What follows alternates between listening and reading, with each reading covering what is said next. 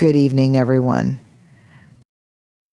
I want to start tonight by acknowledging something that's often hard for all of us to admit. Showing up is difficult.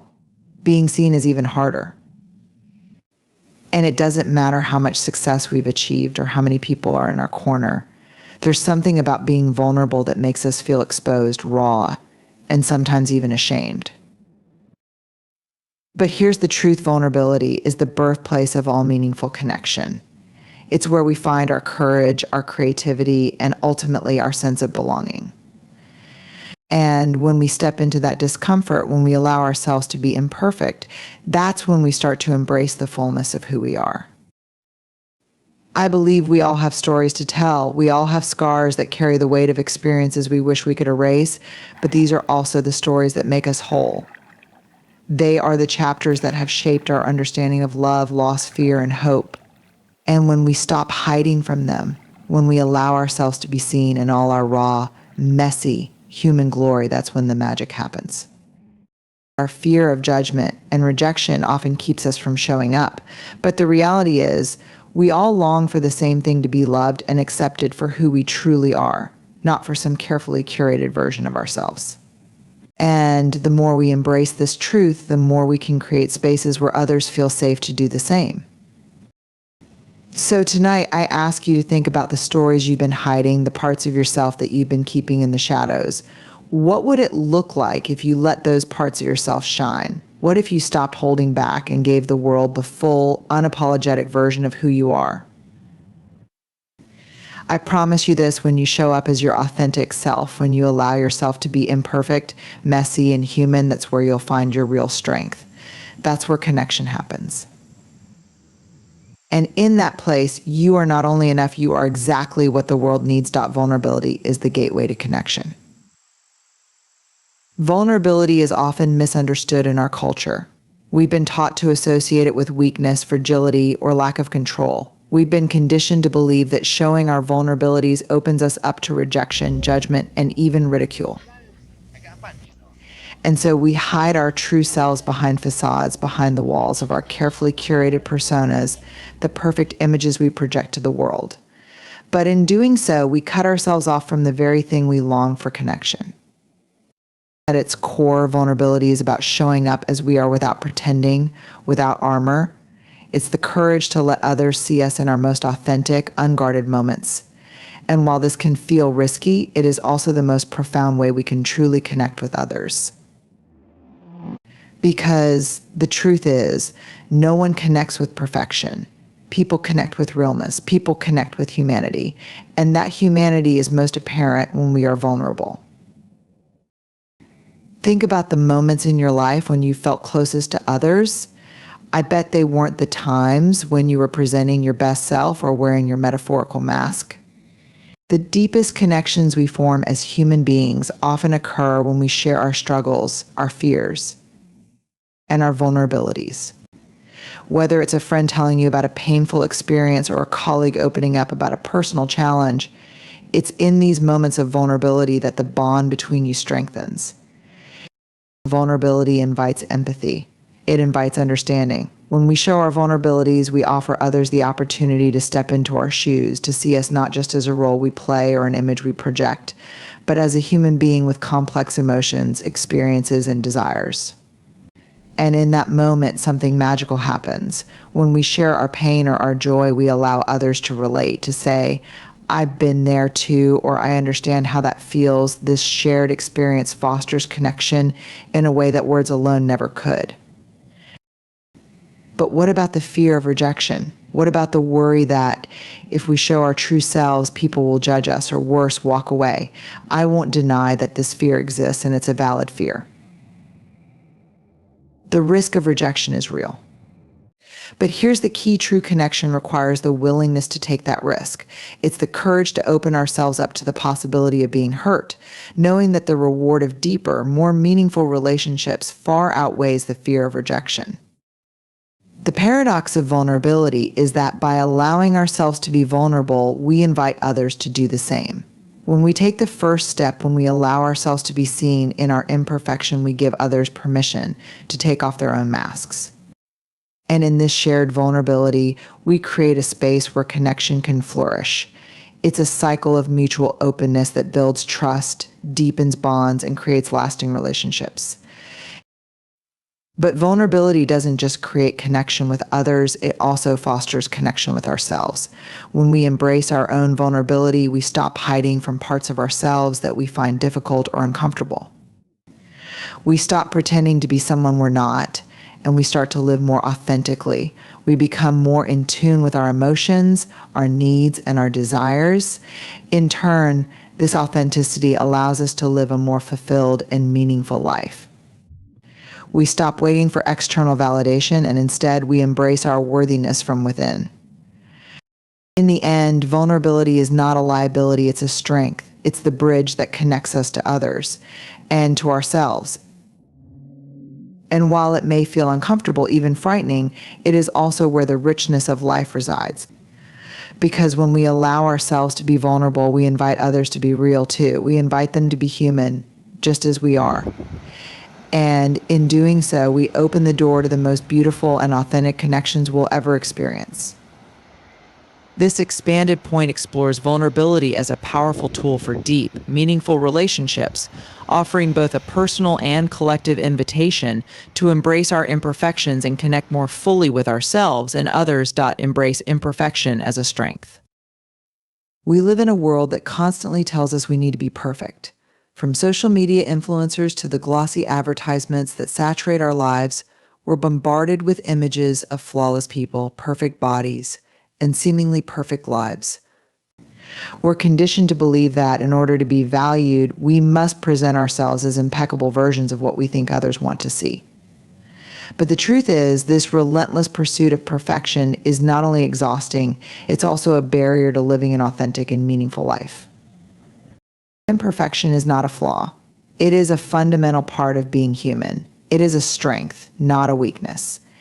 And yet we spend so much of our lives trying to avoid it, trying to smooth out the rough edges, cover up our mistakes, and present a version of ourselves that is polished and acceptable. But in doing so, we deny ourselves the fullness of who we are, and we rob the world of the opportunity to see us as we truly are. Embracing imperfection requires a radical shift in mindset. It means acknowledging that our flaws, our mistakes, our quirks, and even our failures are not only okay, they are what make us human. They are what make us human. They are what make us real. Think about the people you admire, the people you connect with most deeply. Chances are it's not because they have it all together or because they seem perfect. You connect with them because they're authentic, because they're willing to show up as their true selves, vulnerabilities and all. When we embrace imperfection, we release ourselves from the paralyzing grip of perfectionism. We stop holding ourselves to impossible standards that keep us from taking risks, trying new things, or stepping into the arena of life with courage. Perfectionism keeps us stuck in fear of failure, fear of judgment, fear of not measuring up. It makes us believe that we must have everything figured out, that we must do things flawlessly in order to be worthy of love, respect, or success. But the reality is, no one ever truly has everything figured out. No one achieves perfection. And that's okay. Imperfection is where growth happens. It's where learning happens. It's where transformation occurs. If we're never willing to show up in our imperfection, we miss the opportunity to learn from our mistakes, to grow through challenges, and to become better versions of ourselves. And we miss the opportunity to connect with others who are also struggling with their own imperfections. In fact, imperfection is often the very thing that makes us relatable. When we allow ourselves to be imperfect, we create space for others to be imperfect too. We give them permission to drop their guard and show up as they truly are, without fear of judgment or rejection. This is where real connection happens, when we let go of the need to be perfect and allow ourselves and others to be human. The people who are willing to be vulnerable, to admit when they don't have all the answers, are the ones who build the strongest, most authentic relationships. But embracing imperfection is not just about accepting our mistakes, it's also about accepting the parts of ourselves that we often try to hide or change. It's about loving ourselves in our entirety, even the parts that feel messy or unfinished. It's about understanding that our worth is not contingent on being flawless. We are worthy of love, respect, and connection simply because we exist. We don't have to earn that worth by being perfect. In fact, when we embrace our imperfections, we begin to cultivate self-compassion. We learn to treat ourselves with kindness and patience, understanding that we are works in progress, just like everyone else. This self-compassion becomes a powerful force for healing and growth. It allows us to move forward with greater resilience, knowing that our worth is not defined by our mistakes, but by our capacity to learn, grow, and keep showing up. Moreover, imperfection is a source of creativity and innovation. When we let go of the need to be perfect, we free ourselves to experiment, to fail, and to try again. Some of the most brilliant ideas, the most innovative solutions, the most inspiring art and work come from those who are willing to take risks, to embrace uncertainty, and to make mistakes along the way. Perfection stifles creativity because it forces us to play it safe, to stay within the lines. But imperfection allows us to push boundaries, to think outside the box, and to explore new possibilities. Ultimately, embracing imperfection is about accepting ourselves as we are messy, flawed, beautiful, and enough. It's about recognizing that we are not defined by our mistakes or our shortcomings, but by our ability to keep showing up, to keep trying, and to keep loving ourselves and others through it all. Perfection is a myth, but our imperfections, they are our strength. They are the gateway to deeper connection, to creativity, and to the life we were always meant to live. So I invite you to let go of the need to be perfect. Embrace your imperfections. Celebrate your mistakes, because in doing so, you'll not only unlock your full potential, you'll also create a world where others can do the same. This expanded point dives deeper into how imperfection is not just an inevitable part of life, but a core strength that allows for growth, creativity, connection, and self-compassion. It encourages embracing flaws. Mistakes own your story, even the painful parts. There's a powerful truth that many of us struggle to fully embrace our stories. Every single part of them are ours to own. The moments of triumph, the milestones of joy, and yes, the painful parts too. But the painful parts, those are the ones we often try to push away, hide, or bury. We run from them because they make us uncomfortable. We think that by pretending they didn't happen, by keeping them locked away in the shadows, we can avoid the hurt, the shame, and the vulnerability they bring. But here's the thing, our stories are what shape us. They are the full spectrum of our experiences, the light and the dark, the happy and the tragic, the successes and the failures. And the moment we stop denying or rejecting the painful parts is the moment we begin to step into the power of our own lives. When we deny the hard parts of our story, we deny ourselves the opportunity to heal, to grow, and to fully embrace who we are. Owning your story means that you are willing to face the discomfort of it all. It's about accepting that the chapters we wish we could rewrite, those moments of heartbreak, loss, failure, or regret, are not things to be ashamed of, but rather integral parts of what makes us whole. We are not defined by our mistakes, but by our ability to rise above them. We are not defined by the pain we've endured, but by how we choose to move through it. And in owning those parts of our story, we can begin to heal and transform. It's easy to take pride in the happy chapters of our lives, the moments when everything was going well, when we felt on top of the world. These are the parts we love to share. But it's the painful parts, the parts we wish we could erase, that often hold the most profound lessons.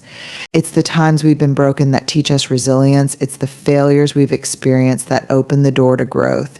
It's the moments of vulnerability that make us more human, more connected to others. In owning our story, we stop living in the shadows of shame. We stop hiding behind the belief that our flaws or our pain make us unworthy of love, success, or belonging. Because the truth is, it's precisely those painful parts that make us capable of deep empathy, understanding, and compassion. When we share our wounds with others, when we own our struggles and challenges, we create a space where others feel safe to do the same. We stop being afraid of judgment, and instead we begin to see ourselves and each other as human beings who are all doing the best we can. There's immense power in sharing our painful stories. It's an act of courage to stand up and say, this is part of who I am. This is part of what I've lived through. And it doesn't define me, but it has shaped me into who I am today. When we own the painful parts of our story, we reclaim our narrative. We stop letting our pain dictate our worth. We stop letting our mistakes and failures control the way we see ourselves.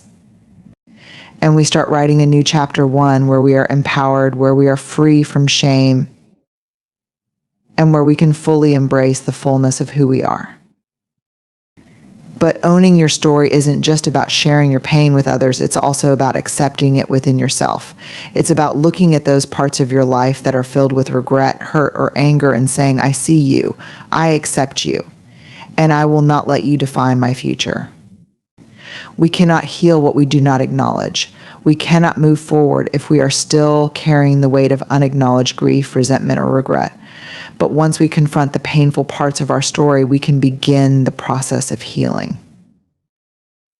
In my own life, I've learned that the stories I've tried to bury are the ones that need to be brought into the light. The moments of failure, loss, and hurt are often the most difficult to talk about, but they are also the moments that have shaped my capacity for empathy and connection. They have taught me what it means to be vulnerable, to ask for help, and to embrace imperfection. And when I own those parts of my story, when I stop running from them and instead stand in the truth of them, when I experience real transformation. There is also a deep sense of liberation that comes from owning your story. When you allow yourself to fully experience your pain, to confront your wounds, and to acknowledge your mistakes, you free yourself from the shackles of shame and self-doubt. You stop living in fear of what others might think, and you stop carrying the burden of pretending to be someone you're not. The moment you decide to own your story, every part of it, is the moment you step into your true power. And the best part? When we own our story, we give others permission to do the same. We create a ripple effect of authenticity and courage. We show others that they too can embrace their imperfections, confront their fears, and heal from their past. We stop hiding. And in doing so, we create space for others to stand tall in their own truth.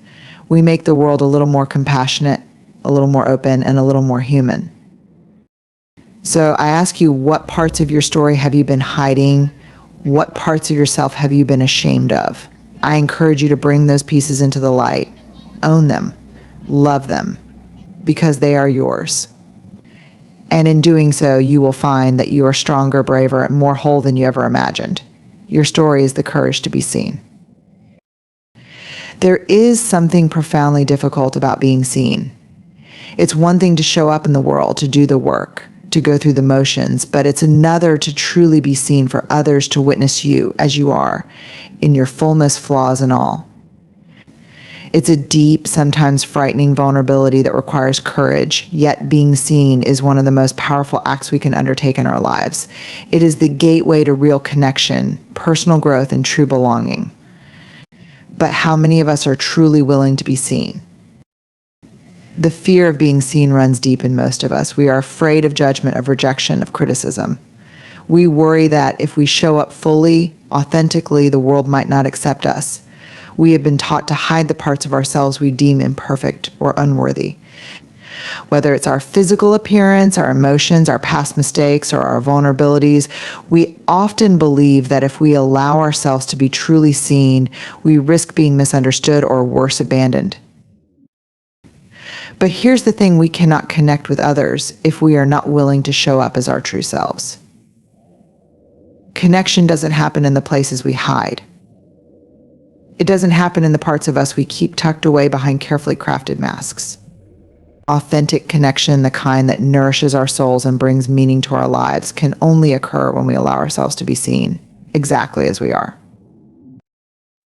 When we allow ourselves to be visible, we give others permission to do the same. We create a space where vulnerability can thrive, where we can let go of the fear of judgment and simply be.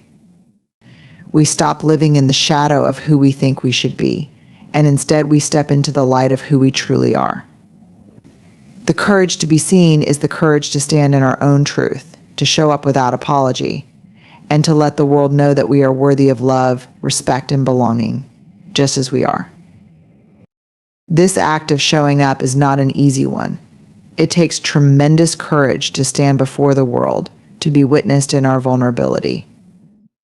It's one thing to live our lives behind closed doors, away from the scrutiny of others, but it's another to open up, to be vulnerable in the face of potential judgment and rejection. But that's where the magic lies.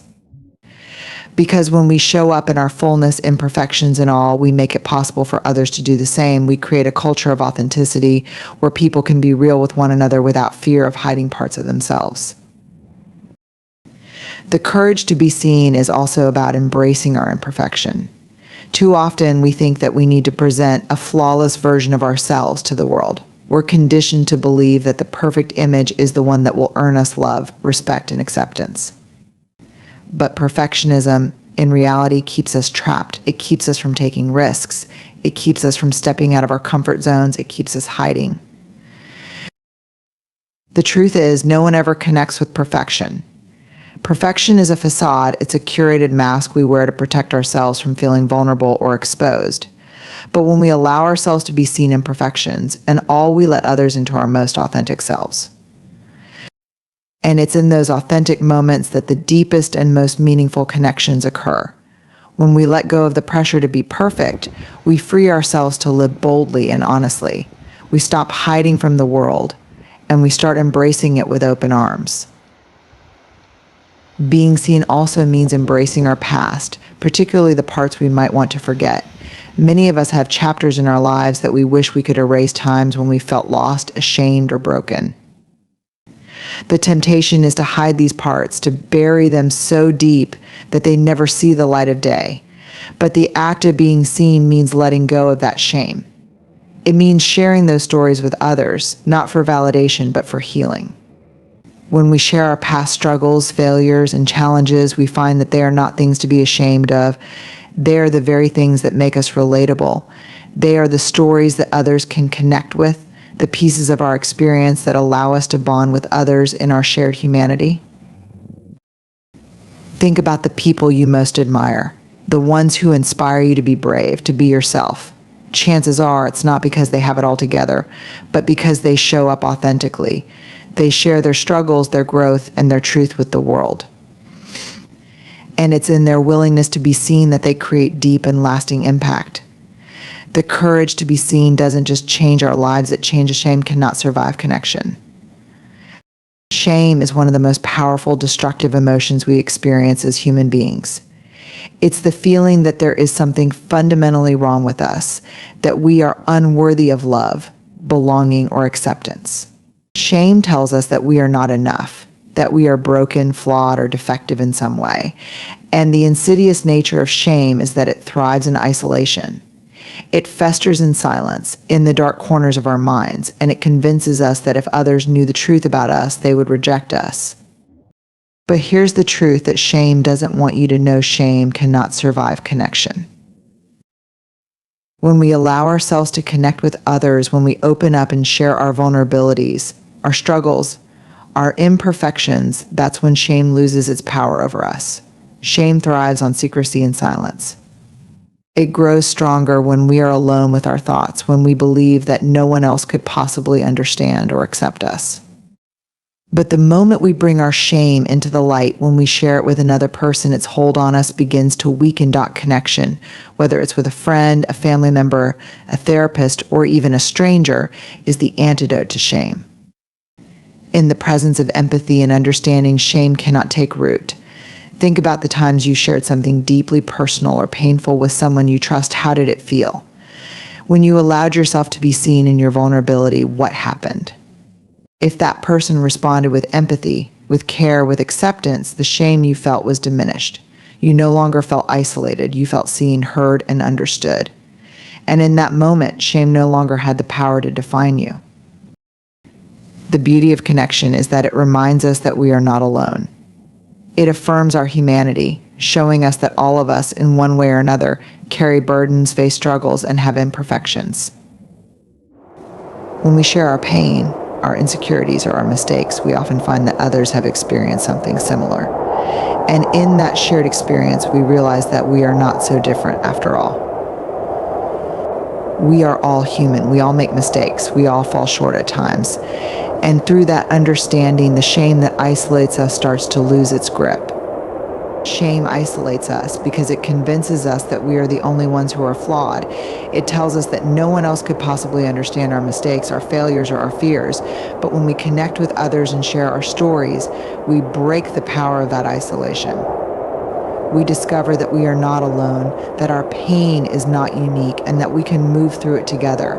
This is why vulnerability is so important. It is through vulnerability that we allow others to see us not as perfect or invulnerable, but as human. And in that humanity, we find belonging. Another powerful truth about shame is that it often thrives on internalized messages.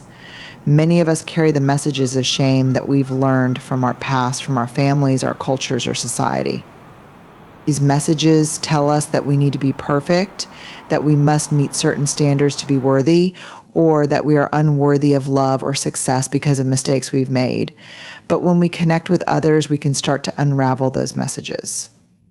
We can hear the truth that we are not defined by our mistakes, and that we are worthy of love and acceptance exactly as we are. It's important to remember that the process of healing shame isn't instantaneous. It's not as simple as opening up to someone once and expecting it to disappear. It's an ongoing process that requires vulnerability, trust, and time. But with each act of connection, shame begins to lose its grip on us. Each time we share a part of our story, each time we allow ourselves to be seen and accepted, we weaken the power of shame. One of the most powerful ways to combat shame is through the act of being present with someone else's vulnerability. When we show up for others, when we listen with empathy, without judgment, and with compassion, we create a space where shame cannot thrive. We become a mirror for someone else, reflecting their worthiness back to them, even when they can't see it for themselves. We remind them that they are not alone, that they are worthy, and that their struggles don't define them. In doing so, we offer a healing experience that not only helps them move through their shame, but helps us move through our own. It's also important to understand that shame doesn't just manifest in obvious ways. It can also hide in our behaviors, our thoughts, and our beliefs. Shame can show up as perfectionism, as self-criticism, as an intense fear of failure or rejection. It can lead us to overcompensate, to push ourselves to meet impossible standards, or to isolate ourselves from others out of fear of being found out. But in those moments, the answer is the same connection. The more we connect with others, whether by sharing our stories, offering support, or simply being present with someone else's vulnerability, the more we create an environment where shame cannot thrive. We create a culture of empathy, where imperfections are not only accepted but embraced. And in doing so, we dismantle the so. As we walk through this life full of joy, struggles, successes, and failures, let us remember this shame can only thrive in isolation. It grows stronger when we try to hide, when we keep our pain locked away, thinking that we are unworthy of connection. But when we open ourselves up, when we dare to be vulnerable, when we allow ourselves to be seen in all our imperfect, beautiful humanity, we create a space where shame can no longer survive. The antidote to shame is connection, real, raw, authentic connection. It's the willingness to share our stories, to listen without judgment, and to offer compassion. It's in those moments of vulnerability when we show up as our true selves that we not only heal ourselves, but also invite others to heal. We create a culture where we are all worthy of love, acceptance, and belonging, regardless of our imperfections. So let us choose connection over isolation, empathy over judgment, and love over shame.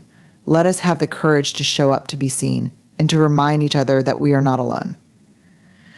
Together, we can create a world where shame no longer holds power, where vulnerability is celebrated, and where connection is the foundation of everything. Thank you.